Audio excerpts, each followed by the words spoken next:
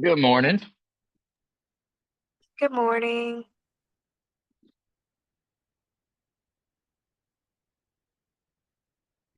Good morning. Good morning, Carol. How we doing? Good, thank you. Mhm.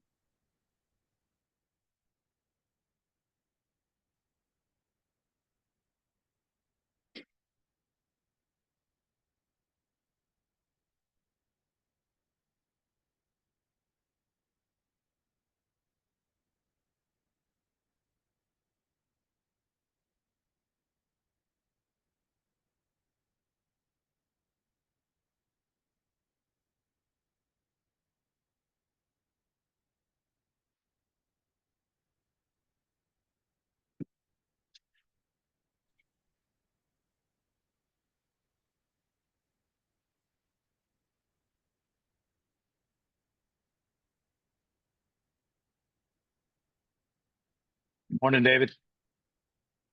Hey, good morning, Austin. How you doing, buddy? Good. Never thought I'd be so excited to see 30 degrees on the temperature gauge instead of 10 or whatever it was last week. Oh, come on, man. All good. That's because you're from Southwest Virginia. You're used to it. Yeah, I tend to like the colder temperatures myself. Mhm. I like fall. I like reasonably cold, like 50s and 60s is my kind of weather when I can throw a hoodie on. But when I got to put a bunch of layers on and it hurts to walk outside, it's not my favorite. Well, it causes some trouble at our church. We had some water lines freeze and bust. I Yeah. spent Thursday evening helping our pastor and other church members with a Yeah. major ordeal at the church, so that was no fun. Ugh. Yeah, that's the stuff people often forget too, is even when it's like wishing for snow, et cetera, it's all the other effects that it can have. Yeah. Admit.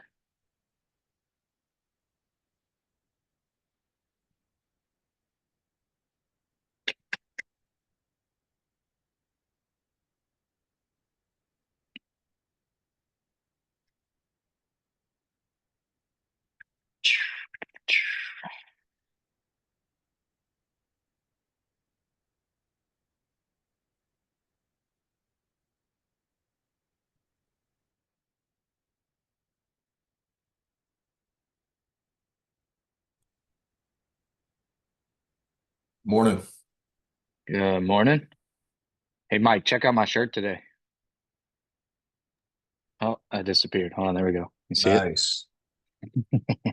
At least we got one team that's actually good at something. That's the only one I'll support. Yeah. No, I like their swim team too, but that's another one that, of course, UVA's won like 3 straight NCAA titles, so it's hard to support tech swimming without getting an earful. They only win the sports that don't matter. Right. Tennis, swimming.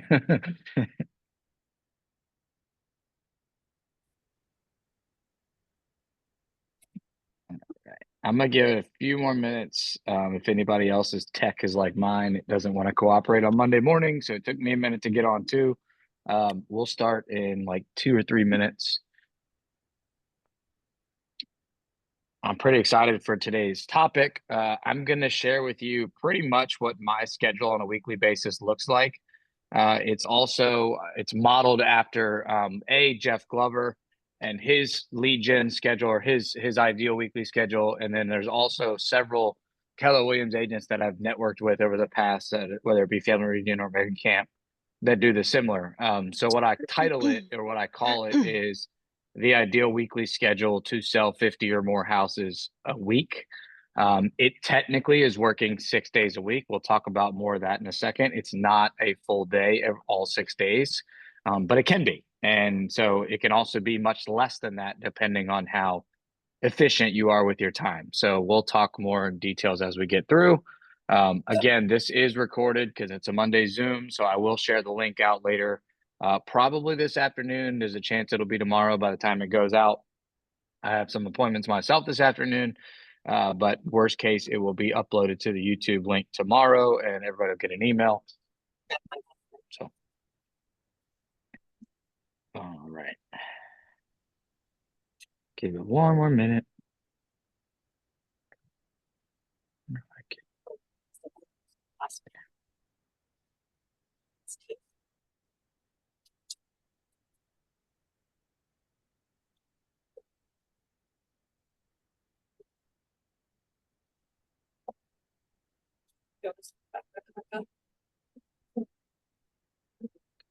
All right. So, who can guess who said this quote? Don't be afraid of the boring work. It's where the wealth is made. Consistency wins. Just shout out a guess if you have one. Oops. Gary Keller. Ah, correct. It is Gary Keller. He actually says this quite often. Another way of saying it is don't be afraid of work that never ends. That has been made popular by a lot of different business coaches outside the real estate world. It will make more sense as we go through the schedule today. But what I want you to think about is A, this quote with consistency being the key here, and B, what things repeat every single day. If you see something repeated on the schedule, it is probably important. And we've talked about a lot of this in the past when it comes to setting up your weekly schedule or your calendar, or more importantly, your daily schedule. So pay attention to what repeats or what scales and where most of the time is spent. Today's format is going to be, each slide is going to be a different day of the week. Again, this is recorded, so you'll be able to reflect back on it. I also designed this with in mind a productivity coaching agent. So their trainings and certain things that are on here are expected, or some are required and some are expected for you to attend. Even if you're a top producing agent, obviously 50 or more deals a year would make you a top producing agent.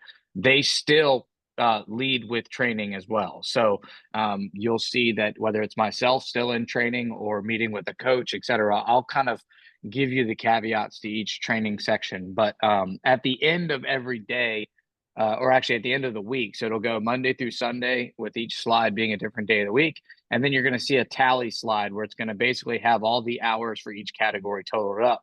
And that's kind of where we'll talk about where you can make some changes. So let's start with Monday, obviously the first day of the week. Now, the ideal work schedule for most agents that are top producers is their day begins at 8 a.m. So if you are one that we've talked about the miracle morning in the past, or if you are one that wants to have family time, et cetera, that is typically done before 8 a.m. Now, 8 to 8:45, when I say get ready for the day, that does not mean get in the shower and start putting on your clothes, et cetera. That would have already been done. Get ready for the day means you're in the car on the way to the office, or you are planning out your calls, or you're already kind of situated in your office space getting ready for the day. On Mondays, we have a Zoom call. You're on it right now, 8:45 to 9:45. That is a productivity coaching Zoom call. I've actually extended this to other people in the office too that have asked me about lead gen tactics. It's not just for PC, although it is a requirement for PC folks to be on there.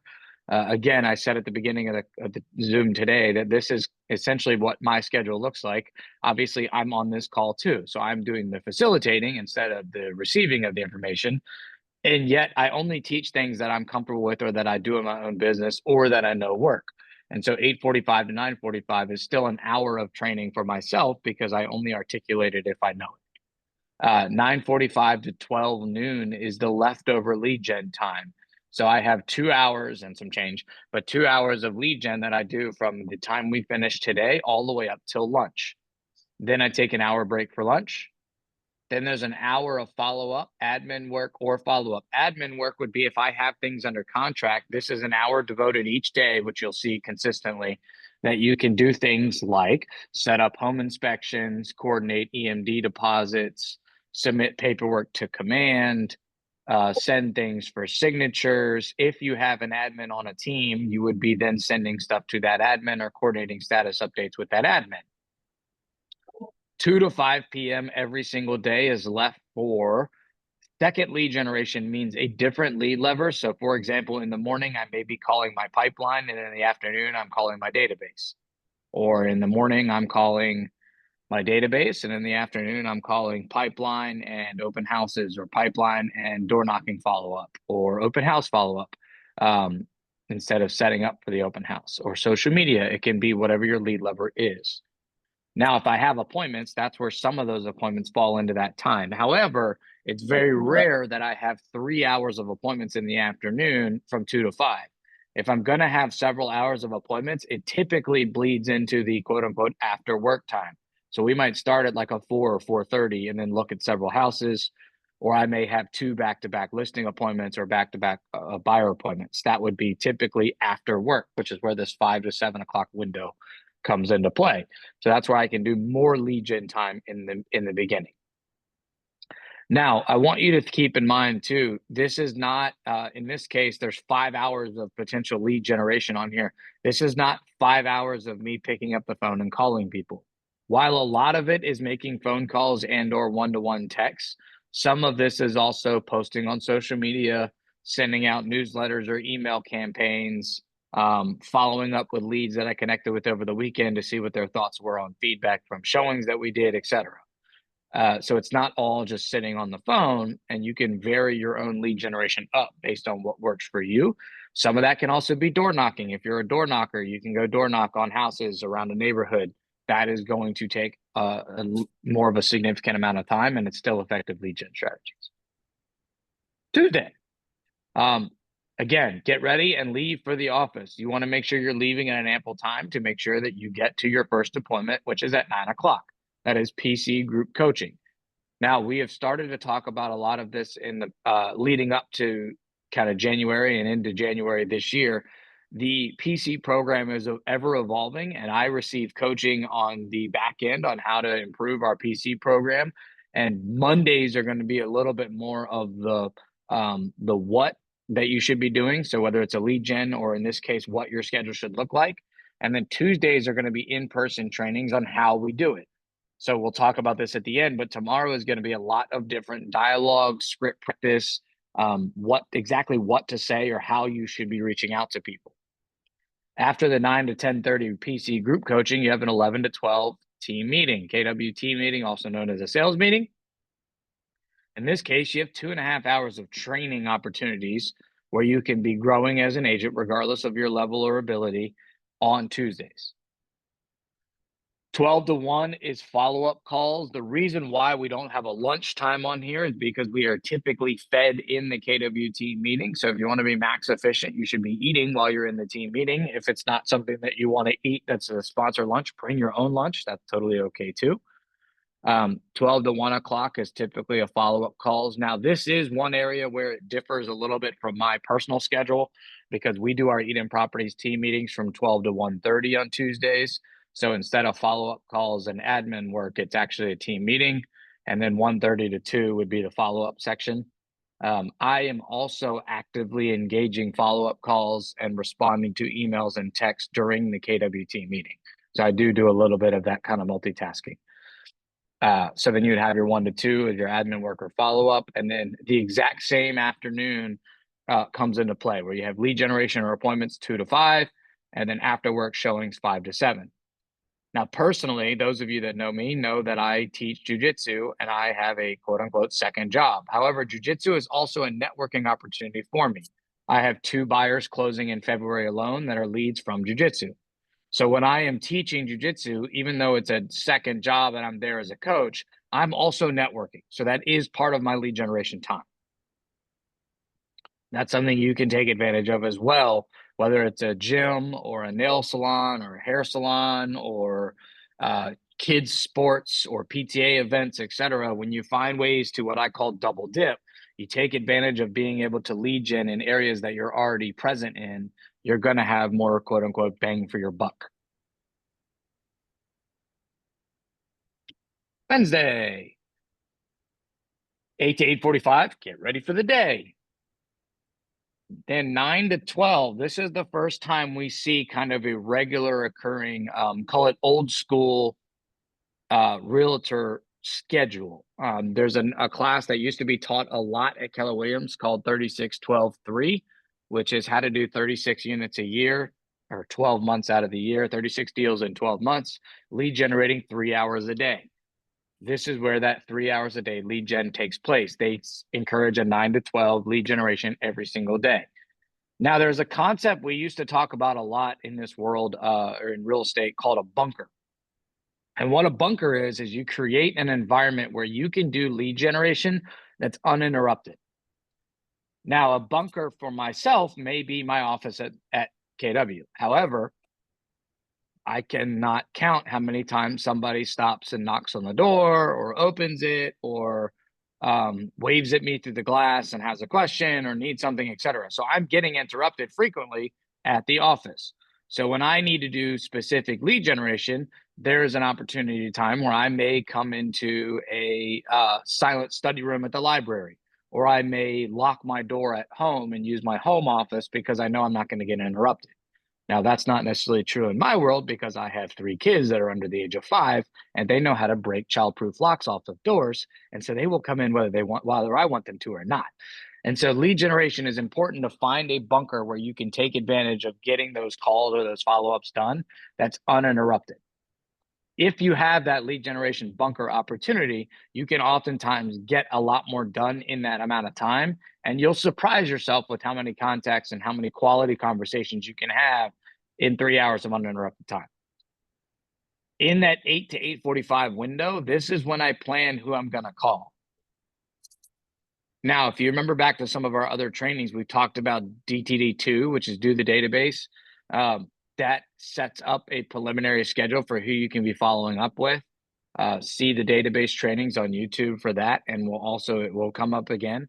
However, if I'm looking at 8 to 8:45, that's where I'm going to pull out my DTD2 sheet, see what 2 last name letters are for this week, and then pull them up in command. So when 9 o'clock hits, I'm ready to start reaching out. When I make these lead generation calls, I have my command up in front of me. And so as I'm making the call or as I'm making the text or the email and having the conversation, I can update the notes accordingly. So when 12, 13 weeks comes around and it's time to do another care call, I can look back and see what we talked about. If it's a pipeline lead or somebody that's actively looking to buy or sell, I follow up with them. I put the notes in there, and then I can check back a week later and see what we talked about or where they're at. And so I don't have to remember everything up in the top of my head. It also keeps me efficient, and it shows them how organized I am when I can follow up and say, hey, we talked about 123 Main Street last week. I realized we talked about garage being a must-have, and that one didn't have it. Did you guys talk any more about the fenced backyard being a must-have as well? Those are very specific notes that I have in the command that I can then follow up with the lead on and stay in touch with that way. And it also makes my job easier when I'm looking at houses for them as potential options to make sure that it's checking all their boxes. 12 to 1 lunch. If I have done my 3 hours of lead generation, my 12 to 1 o'clock lunch is a break for myself. So I will actually take the phone, put it face down, and eat lunch. If you notice, if you guys come by the office, there are a lot of times where Mike and Bronte, or just Mike, or Jackson, or somebody will be sitting in the office with me, and we'll be eating Chick-fil-A or our lunch or something like that, and just chit chat. That's our break. That's kind of the break up the monotony of lead generation. And I kind of get a break where I get to socialize in the business world instead of just crunch. Now, sometimes I may go out to lunch too, especially with a vendor or a referral partner. That is okay as well. And if that's the case, I may end lead generation a little bit early, especially if it's a referral partner. So I may stop lead gen at 11 or 11:30 and head to lunch and get an extra 30 minutes of lunch in because I'm face to face with somebody that's a top referral partner. That counts towards lead generation. 1 to 2 o'clock. This is sort of a placeholder. Obviously, with some of the broker changes at the office, we're kind of tweaking this a little bit, but the goal is to have a contract class 1 hour a month as a minimum. It will probably be even a little bit longer. However, when I was a managing broker at another market center, it took me about an hour to teach the purchase agreement in its entirety in a class, and we did it once a month. Now, I would do it where I would do the purchase agreement 1 month, the listing agreement another month, and then addendums the 3rd month, and then we'd repeat. And that's probably what we're going to do moving forward. There's more details to come on that. In the meantime, you can keep this placeholder of a 1 to 2 training and use things like RAR's resources where you can still familiarize yourself with the contract and get better at knowing what the language is. If you're not a visual or an auditory learner where you can listen to what's going on and retain it, you can also practice writing contracts. You can do this at any time and email them to me, and you will get feedback on the offer, whether it's real or not. 2 to 5, another second window for lead generation or appointments. And then 5 to 7 is also available for after work showings. Thursday, 8 to 8:45, get ready for the day. Now, Thursdays are a little bit different because this could change. And I'll tell you what I mean by that in a second. The Keller Williams model is that Tuesdays and Thursdays are meant to be learning days. So if you notice, if you go anywhere at a Keller Williams Market Center, their KW team meeting and or sales meeting is from 11 to 12 on Tuesdays, every single week. That's any market center. That is the model. Group coaching is also very similar, where they either do it right before or right after the KW sales meeting on Tuesdays. It is intentional to be that way. Thursdays is supposed to be the other day where training falls into place. So when Kim teaches classes, a lot of times they land on a Tuesday or a Thursday because that's the model. It is not always perfect science. And then Wednesdays are kind of meant to be that contract class because that's a little bit more market specific. However, typically there's a 2-hour training that would fall on a Thursdays each month. In the past at other market centers, I've seen it in the morning, that kind of 10 to 12 range. I've also seen it fall in that 1 to 3 bubble. And that's kind of what I'm talking about here, where it could change a little bit. So you could do a 9 to 12 lead generation, 12 to 1 lunch, 1 to 3 training class. And then it would be 3 to 5 second lead generation, 5 to 7 after work or showings. It could also be that 10 to 12. Now, if you don't have a training or a class to be in on that Thursday, it's going to very much model what Wednesday looks like. And then instead of a contract class, if you don't want to practice on contracts, you would do follow-up or admin work. So that your 1 to 2 kind of stays the same. You have a 9 to 12 lead generation, 2 to 5 lead generation, 5 to 7 after work. Does that make sense, everyone? Now, what we're going to do moving forward, and we kind of already do this, but we're definitely going to improve it because I think it's beneficial to all of the market center, is when you get the email that says, here's the upcoming training calendar, here's the upcoming calendar for the market center for quote unquote February. When you get that, I'm going to take a look at it, and all of PC is going to get an email that says, here's what you need to be in this month. And so if you have this kind of ideal schedule in front of you, you can then sit there and say, okay, he wants me to be at Kim's art and negotiation class on the 21st. He wants me to be at, I don't know, the contract class on the second Wednesday. He wants me to be at the other training class on the second Thursday. Now, this is going to be a little bit different in kind of mid-February through like end of March, because we're going to start Ignite.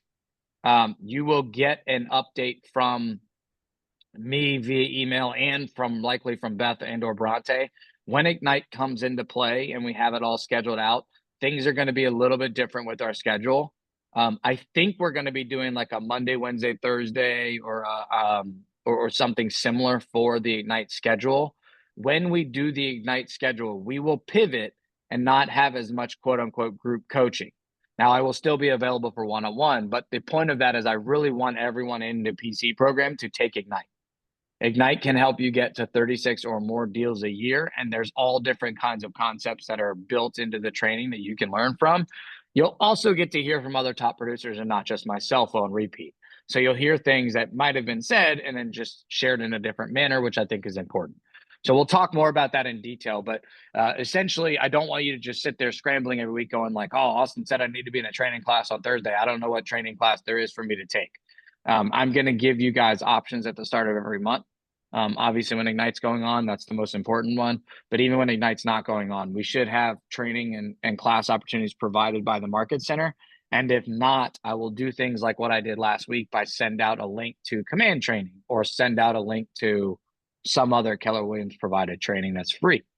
I don't want you not necessarily having to pay for training. Friday, another quote unquote standard day in real estate. 8 to 8:45, get ready. 9 to 12 lead generation. 12 to 1 lunch break. 1 to 2 admin work or follow-up.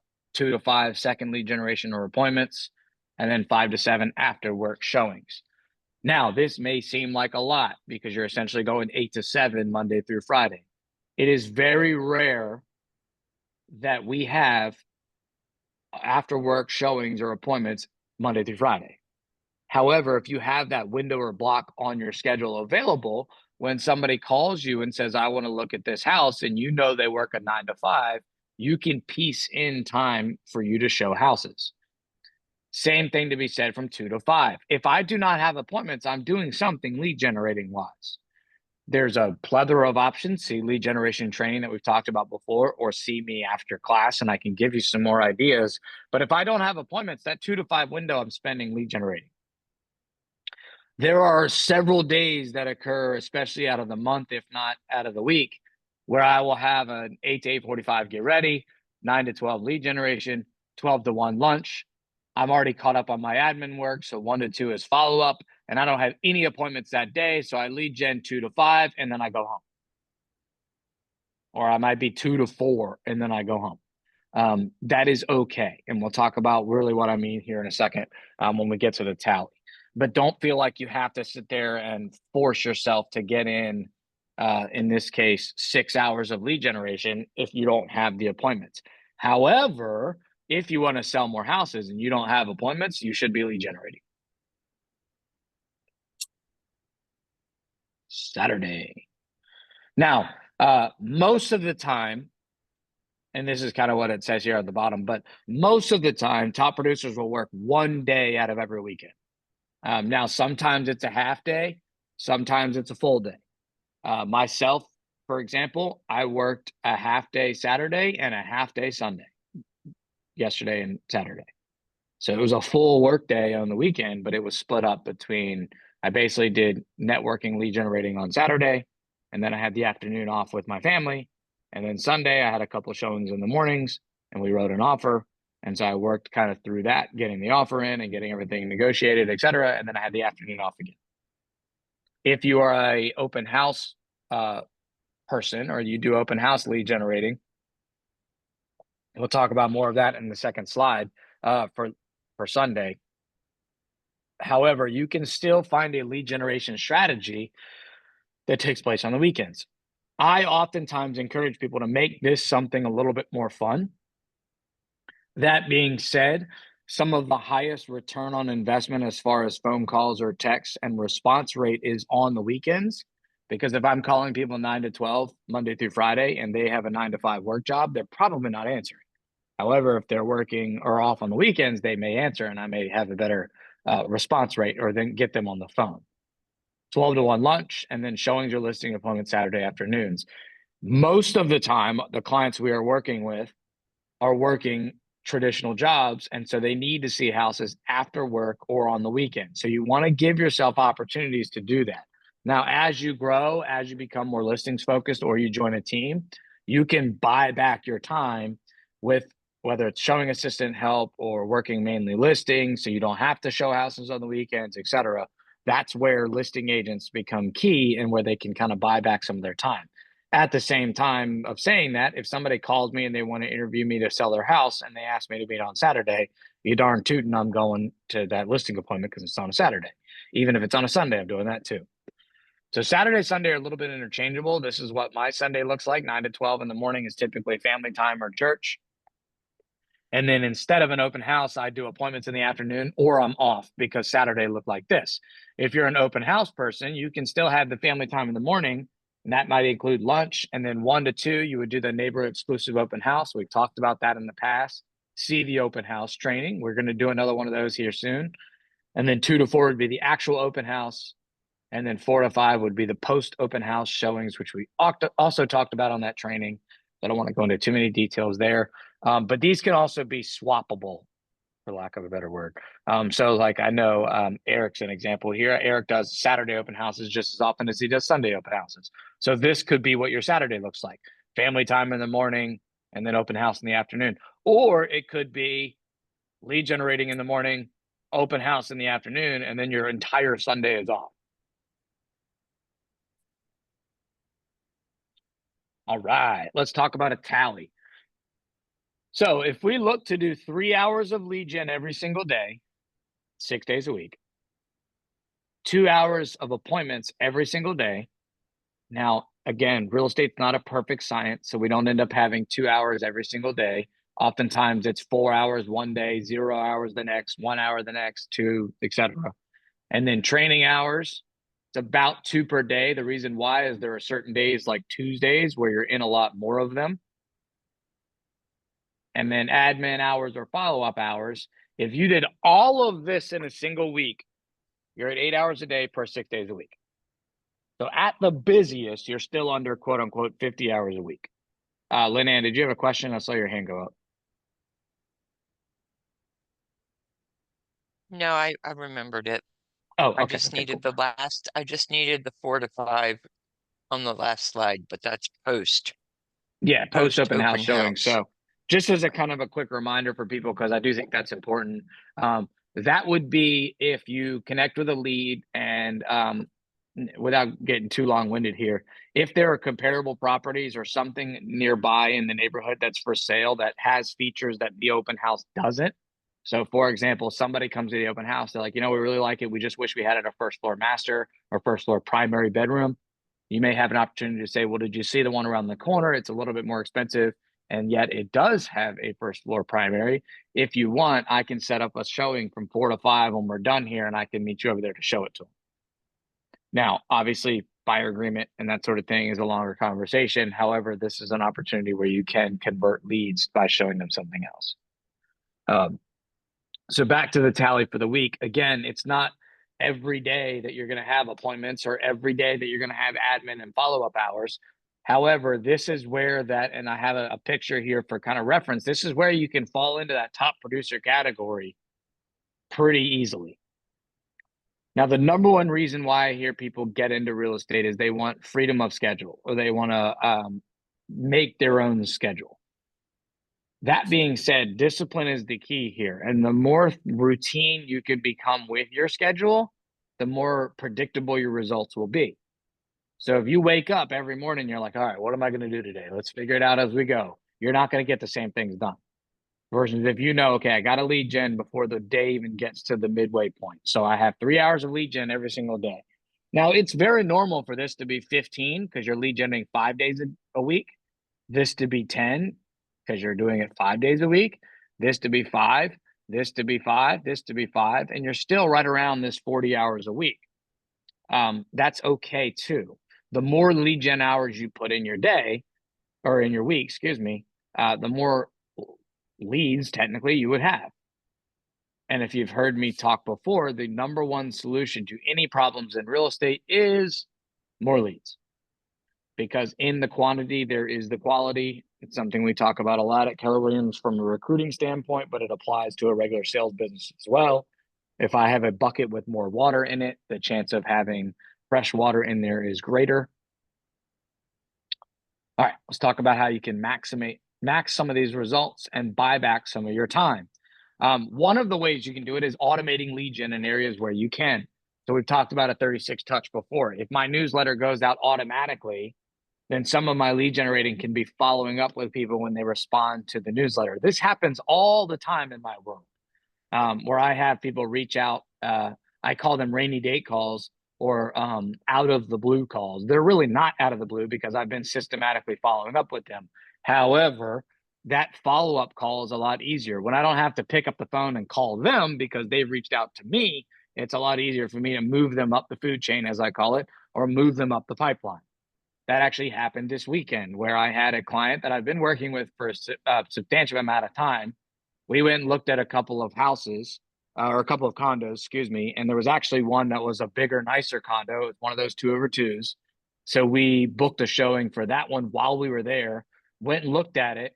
And not only did I get them under contract by the end of the weekend, their budget went from looking at things under 400 to ratifying on a $620,000 condo. All because of the time that we had put in. And so you need to look for these ways where you can receive feedback from these clients and then scale them up to the pipeline. That doesn't necessarily mean scale up their price point. Not every buyer is going to have that opportunity. However, I also have other ones that reach out to me and they say, hey, keep an eye out for this type of property. We're thinking about moving in this spring or summer. Well, if I find that type of property sooner, not only does it show them that I listened to what they said, but B, there may be an opportunity where we can move them up. The more you can automate your lead gen, this would also be something like scheduled social media posts. It would be things like, if you can, this is part of why I text instead of call, because I can get more of them done in the same amount of time. Now, when I'm texting with leads, and we're going to talk about this exclusively tomorrow in group coaching, but when I am texting with leads or contacts in my database, the entire point of the texting conversation is to do one of two things: book a face-to-face or book a phone call. I'm not looking to accomplish the entire conversation via text. There are some people in my database that prefer text, and so I will do that. But most of the time, either it's a quick check-in on something, or it's, hey, we need to catch up soon. How does coffee look next week? And so it's, hey, how are you doing? How are the kids? I saw Johnny broke his arm. How's he feeling? Do you guys need anything? Or I know Crystal was sick last week. How's she feeling? Is she better? It seems like bugs are going around. When she's feeling better, let's get together. We'll get the kids together, have a play date, et cetera, et cetera. As you do that, you make more time for your follow-up, which is what I talked about earlier when you're responding to people that reach out to you, or appointments and appointments. Appointments are not always just buyers or sellers, although that would be perfect if it was. It can also be face-to-face opportunities like a buyer consultation, a pre-listing appointment where you're just getting to know their needs, what they're looking for, and making a timeline together. Maybe you're going over a walkthrough to talk about what work needs to be done, what work doesn't need to be done. It can also be coffee just to catch up. It can be lunch with a vendor or a referral partner. All of those things are appointments, and yet they contribute to your bottom line by selling houses. Most of us are not here yet. However, you can also hire an admin to take things off your plate. We talked about this a little bit last week, such as a transaction coordinator. That admin time is not going to be 1 hour a day if you have somebody whose primary objective is your admin work. You should vary your lead generation. We talked about this briefly before, but vary it up between 1-to-1, calls, texts, and emails to an individual person, and 1-to-many, which is like open houses, events, seminars, and networking. It will A, keep you more engaged, and B, maximize your results. Now, a lot of times the 1-to-many leads to 1-to-1. Those of you that have done seminars have heard me say this. When I'm doing a first time whatever seminar or any type of educating seminar, the goal is not to sell them on working with me then. The goal is to give them value and give them free education and to book a one-on-one. If they want to talk more, that's the goal. I want to book more. And then lastly, fit the schedule to your needs. You want to have 1 day off per week. Now, for a long time in my career, Wednesdays were my day off every single week. It just fell that way. I called them personal days, and a lot of it was because I was working both Saturday and Sunday, whether it be open houses back in my open house days, or I just had a lot of appointments that were falling on the weekends. So I would have 1 day off per week. Now, part of it is because I'm in heavy go mode, as I call it, or I'm trying to sell anything that can possibly be sold. I don't have a full day off per week. I have hours that add up to a day off per week. So I will take an afternoon off during the week, and I will take an afternoon off during the weekend. And that's what that half days on weekends talks about too. Questions, thoughts, comments, concerns on that slide before I move on? We're almost done. Cool. All right. Just a few more things about lead generating, and we're going to talk about this a lot tomorrow. I call this next level lead gen. If you can get to 3 hours a day, that is the goal. These are some examples of what you can be doing in those 3 hours. We've talked about calling your database. Obviously, the DTD2 schedule is 4 quarterly calls, so you're calling them 4 times a year. That is a physical phone call. We've talked about this before. It was a bold script or conversation starter. We're not supposed to use the word script anymore. However, it can be something along the lines of, you know, I've been meaning to reach out to you, and I finally decided today was the day I decided to pick up the phone and call you. How are things going? And let them talk. That's a lot of times what a quarterly care call is. You can also do happy birthday calls or texts or video messages. You can wish them a happy home anniversary if you have that, especially if you sold them the house. Wish them a wedding anniversary. Also not listed here is like kids' birthdays or kids' events, whether it be like graduation, getting accepted to college is a big one that's about to start happening if it hasn't already. Those type of things. Pop buys, scheduling gifts or pop buys. Now show up to the sales meeting tomorrow because we're going to be talking a lot about events and pop buys. We have a cool panel of which I will be on. Face-to-face networking, events, seminars, open houses. We've talked about this. This does not have to happen on the weekend, and it does not have to be rigid and planned out every time too. We talked about this a few weeks ago. You can also just go post up in a coffee shop, go to allthingsrealestate.com and or even Amazon, I think has them now, and buy a little placard or pop-up sign that says, I'm a realtor, ask me anything. Do some of your lead gen or your follow-up there, and I guarantee people will start to stop by and ask you stuff, especially if you do it at the same coffee house. People will begin to remember you and begin to recognize that, like, oh yeah, Lynn Ann's going to be here every Wednesday. When I get my coffee, I can pop over and ask her something. Yeah. Question? You said Amazon or where else? All Things Real Estate? Yeah, let me see if it'll show up for you guys. Oh, no, hold on. Oh, they changed the name. Okay. Oh, no, they didn't. Maybe it went away.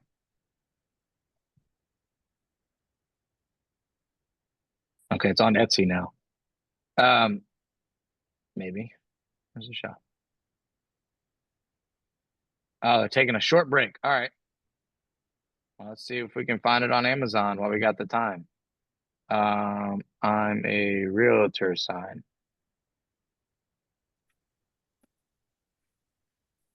Hold on.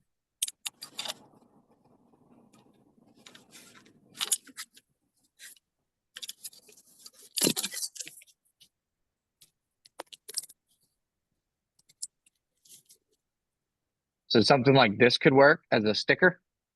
These are two different stickers. I've seen people do this where they put it on their laptop. Here's an actual shirt. There's a yard sign. Ask me about real estate, 2-pack stickers, ask me about real estate. So something along that lines. I'm a realtor asking for my card. There's a little bit cooler one. So something similar. Just look on Amazon. I don't know why All Things Real Estate went away. They should be back, hopefully, because that's where I got mine from. Of course, I don't know where it is, but I used to have one. And really the whole point there is that you're just creating conversations with people. I know some of you have talked about this previously, but anytime you're going somewhere, if you're having conversations and people hear that you're in real estate, I'm going to open this to the floor. What's the first thing or what's the common question that everybody asks? Anybody know? How's the market doing? Bingo. How's the market? What's the interest rate? Yep.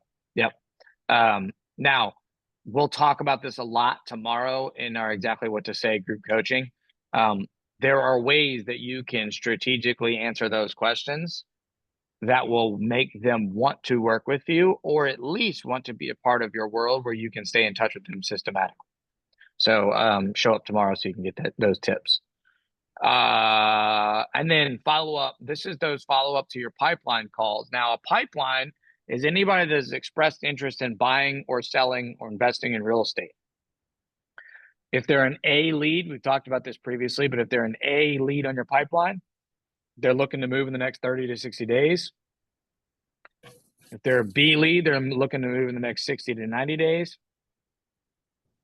And if they're a C lead, they're looking to move within the next 6 months, or there's something that needs to happen in order for them to be able to move that you don't necessarily have control of. Maybe they got to pay off a credit card, or they're waiting for the right house to come up. That's the one I just went through.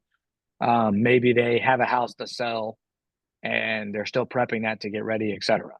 Now you can still follow up with them and move them up the food chain. And that's it. Tomorrow, we're going to go over exactly what to say. We're going to talk all different scenarios. There will be some role play involved, but it's going to be what I call helped role play. I'm not going to put anybody at the front of the room and say, you're this person, go. But we're going to make it kind of fun and have a game involved that's going to say, kind of throw scenarios at me. And one of them might be you're at the coffee shop and you're talking to somebody in line about how you're in real estate. And they say, how's the market? What can we say back? And I'm going to let you guys participate as well. So it's not just going to be me standing at the front of the room teaching, and it should be good. So Why do hope you this was ask? helpful. Why Yeah, you why do you ask? ask? Yeah, why do you See, ask about the market? Eric's already been listening in on my training, I think. That is my favorite response. Why do you ask? Now, a lot of times I'll give them a little bit of a teaser first and then say, why do you ask? So one of the examples that I actually used this weekend is Zillow just recently came out with an article. Now, I don't necessarily trust Zillow in everything they say. However, they are a data conglomerate in real estate world, and they are also a brokerage, and they are the number one trafficked or used site for touring homes or real estate listings. And they came out with an article that said Richmond is going to be number 7 out of the country in most competitive real estate markets in 2025. Now, what they are using to define competitive, I do not know, because it's Zillow, and I don't think they know. However, that is a conversation starter for people. How's the market? Well, it's funny you should mention that. I was actually reading an article this weekend that said Richmond real estate is projected to be a top 10 competitive market in 2025. Why do you ask? Do you own a home? Are you thinking about moving? Are you renting? Do you want to buy? There's a strategy depending on what your needs are. If you're a homeowner and not looking to move, you're in a good spot depending on what your interest rate is. If you're a first-time home buyer, you got to act sooner rather than later because it's going to get more expensive as time goes on, even if interest rates drop. We'll talk about those details tomorrow. I don't want to give all my secrets away now. All right, cool. Any questions, thoughts, comments, concerns before we wrap up today?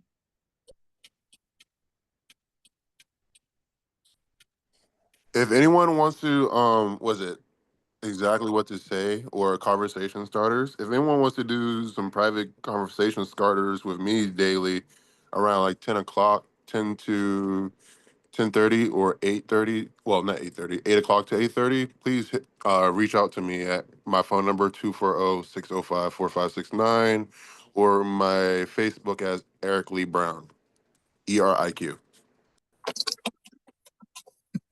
The more you can practice having conversations, especially with each other, because a lot of you are kind of like-minded experience level, the more comfortable you're going to be having it in the real world.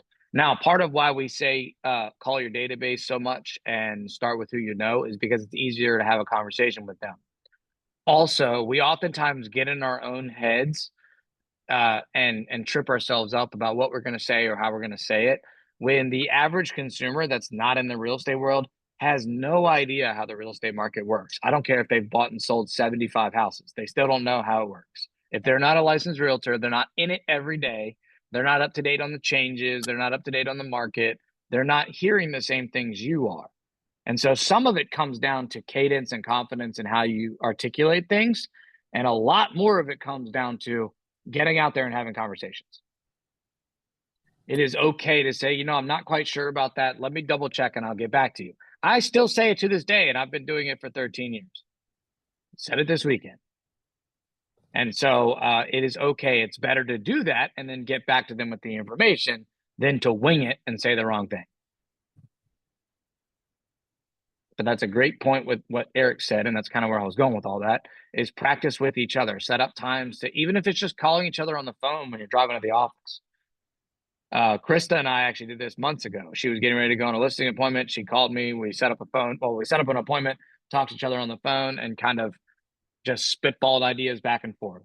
It wasn't a true role play. I didn't say, okay, I'm the seller, you're the listing agent, go, because that's going to get in her head and she's going to feel like she has to memorize exactly what she said. That's not the point. The point is, if I throw an objection at you, I want you to have an answer. Cool?